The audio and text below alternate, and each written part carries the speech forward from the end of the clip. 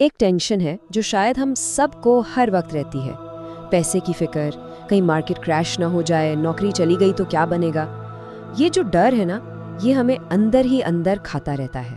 لیکن کیا ہو اگر میں یہ کہوں کہ اصل مسئلہ باہر کی دنیا میں ہے ہی نہیں بلکہ ہمارے اندر ہے؟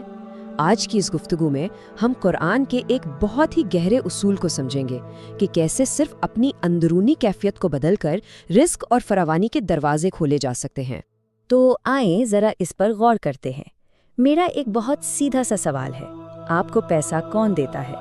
بس ایک لمحے کے لیے ایمانداری سے سوچئے، کیا یہ آپ کا باس ہے، آپ کے کلائنٹس ہیں، یا اسٹاک مارکیٹ؟ آخر کون ہے وہ؟ اب اس سلائیڈ میں جو بات ہے نا، وہ بڑی زبردست ہے۔ ہم میں سے زیادہ تر لوگ ایک دھوکے میں، ایک ایلوژن میں جی رہے ہوتے ہیں۔ ہم یہ سمجھتے ہیں کہ ہمارا رزق باس کی مہربانی سے، کلائنٹ کے پروجیکٹ سے یا بزنس کی وجہ سے آ رہا ہے، لیکن یہ سب تو صرف پائپ لائنز ہیں، پانی کا اصل ذریعہ نہیں۔ اصل حقیقت، واحد حقیقت یہ ہے کہ رزق دینے والی ذات صرف اور صرف اللہ کی ہے، الرزاق۔ جب ہم کسی نوکری یا کلائنٹ کو رزق دینے والا سمجھ بیٹھتے ہیں تو ہم انجانے میں شرک کر رہے ہوتے ہیں، یعنی اللہ کی صفت کسی اور کو دے رہے ہوتے ہیں۔ اور اس پورے گفتگو کی بنیاد قرآن کا یہ آفاقی قانون ہے۔ بے شک اللہ کسی قوم کی حالت اس وقت تک نہیں بدلتا جب تک وہ خود اپنی اندرونی حالت کو نہ بدل لیں۔ یہ آیت صرف قوموں کے لیے نہیں بلکہ ہم میں سے ہر ایک فرد کے لیے ہے۔ اللہ یہاں کائنات کا ایک اصول بتا رہا ہے، تمہاری باہر کی دنیا تمہارے اندر کی دنیا کا صرف ایک عکس ہے۔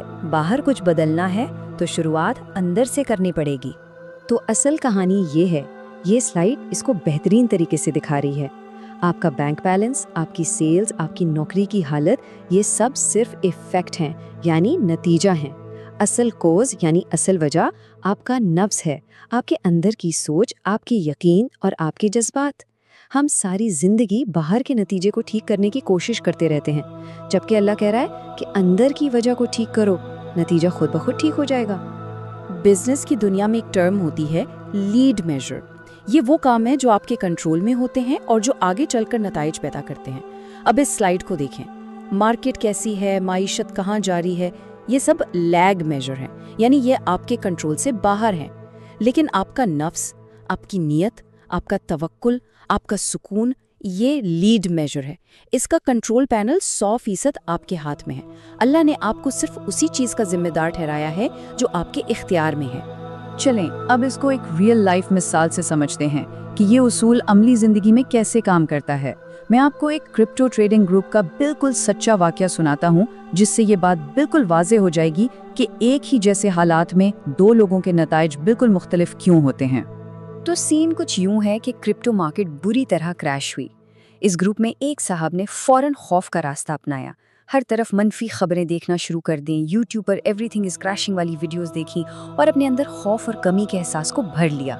نتیجہ، صرف چند ہفتوں میں ان کی آمدنی زمین پر آ گئی۔ لیکن اسی گروپ میں اسی کریش کے دوران دوسرے لوگ بھی تھے جنہوں نے سکون کا راستہ چنا۔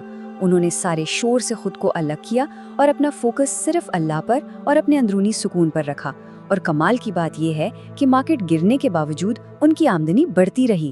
مارکیٹ ایک ہی تھی، بس اندر کی کیفیت مختلف تھی۔ تو سوال یہ ہے کہ یہ اندر بدلتا کیسے ہے؟ ہم اپنی اندرونی کیفیت کو کنٹرول کیسے کریں؟ خوش قسمتی سے قرآن نے ہمیں اس کی پوری ٹول کٹ دی ہے۔ آئیے فراوانی کے ان 3 روحانی ہتھیاروں پر بات کرتے ہیں۔ پہلا اور سب سے بنیادی ہتھیار ہے استغفار۔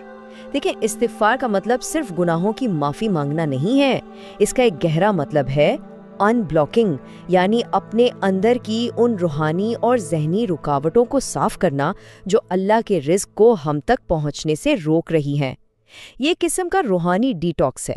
اس کو ایسے سمجھیں، اللہ کا فضل اور رزق ایک مسلسل بارش کی طرح ہر ایک پر برس رہا ہے، بنا کسی تفریق کے۔ لیکن اگر ہمارا برتن یعنی ہمارا نفس خوف، شک اور دنیا پرستی کی وجہ سے الٹا پڑا ہے تو جتنی مرضی بارش ہو جائے اس میں ایک بوند بھی نہیں آئے گی۔ استغفار اس الٹے برتن کو سیدھا کرنے کا عمل ہے تاکہ ہم اللہ کی رحمت کو وصول کرنے کے قابل ہو جائیں۔ اور یہ وہ 4 بڑی رکاوٹیں ہیں جو ہمارے برتن کو الٹا کر دیتی ہیں: مستقبل کا خوف، کمی کا احساس کے وسائل محدود ہیں، ماضی کا احساس جرم اور اسباب کی پوجا یعنی اللہ کو چھوڑ کر اپنی نوکری، ڈگری یا رابطوں کو رازق سمجھنا۔ استغفار ان تمام بلاکس کو صاف کرتا ہے۔ دوسرا ہتھیار ہے انفاق یعنی اللہ کی راہ میں خرچ کرنا۔ یہ کمی کی سوچ کا، اسکیرسٹی مائنڈ سیٹ کا سب سے بڑا دشمن ہے۔ اگر ہمیں لگتا ہے کہ پیسہ روک کر رکھنے سے ہم امیر ہوں گے تو ہم غلطی پر ہیں۔ پیسہ توانائی ہے اور توانائی کو بہنا ہوتا ہے۔ انفاق اس بہاؤ کو شروع کرنے کا بٹن ہے۔ پتہ ہے لفظ انفاق نکلا ہے نفق سے، جس کا مطلب ہوتا ہے سرنگ، اور سرنگ کا ایک داخلی اور ایک خارجی راستہ ہوتا ہے۔ پیسہ بھی بالکل اسی طرح ہے، اسے ذخیرہ کرنے کے لیے نہیں بنایا گیا۔ جب آپ اللہ پر توکل کر کے اس کی راہ میں دیتے ہیں تو آپ سرنگ کا دوسرا سوراخ کھول دیتے ہیں، جہاں سے قرآن کی ریاضی کے مطابق وہ 700 گنا یا اس سے بھی زیادہ ہو کے واپس آتا ہے۔ اور تیسرا اور سب سے اہم ہتھیار ہے تقویٰ۔ تقویٰ کا مطلب صرف اللہ کا ڈر نہیں، بلکہ اللہ کی موجودگی کا ہر لمحہ احساس ہے۔ ایک ایسی اندرونی کیفیت جو آپ کو باہر کے طوفانوں میں بھی پرسکون اور متوازن رکھتی ہے۔ یہ ایک روحانی فائر وال ہے۔ جس شخص کے دل میں تقویٰ ہوتا ہے نا، وہ طوفان کے بیچ میں بھی پرسکون کھڑا رہتا ہے۔ وہ حالات پر ریاکٹ نہیں کرتا بلکہ پرو ایکٹ کرتا ہے۔ معیشت ڈوب جائے، کلائنٹ بھاگ جائے، اسے فرق نہیں پڑتا۔ کیوں؟ کیونکہ اس کا بھروسہ معیشت یا کلائنٹ پر تھا ہی نہیں، اس کا بھروسہ ہمیشہ سے الرزاق پر تھا۔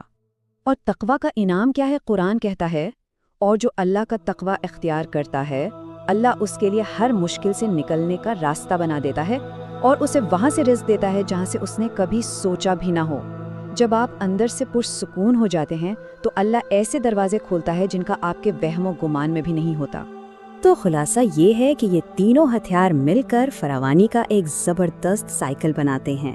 استغفار آپ کے اندر کی رکاوٹیں ہٹا کر جگہ بناتا ہے، انفاق پیسے کی توانائی کو گردش میں لاتا ہے، اور تقویٰ آپ کو اس سکون اور بھروسے کی حالت میں رکھتا ہے جہاں سے معجزے ہوتے ہیں۔ تو کیا آپ ایک تجربے کے لیے تیار ہیں؟ اگلے 30 دن کے لیے یہ چیلنج قبول کریں۔